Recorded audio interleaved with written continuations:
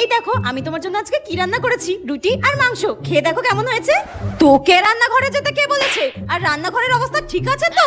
আর সব থেকে বড় কথা, তুই রান্না করেছিস, ওই রান্নাটা খাওয়া যাবে তো? তুমি সবসময় এরকম করো কেন? খেয়ে দেখো না কেমন হয়েছে, নাও ধরো।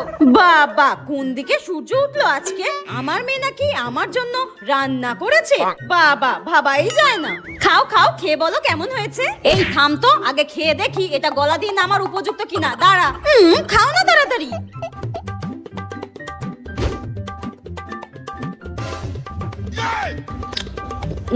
আচ্ছা মনা, তুই এই রান্নাতে কি কি দিয়েছিস রে?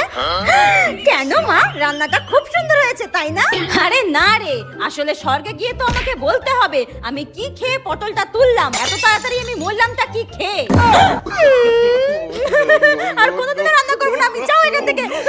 আমার এতগুলো মাংস নষ্ট করলো জানোয়ারের বাচ্চা, মেরে ফেলতে ইচ্ছা করে।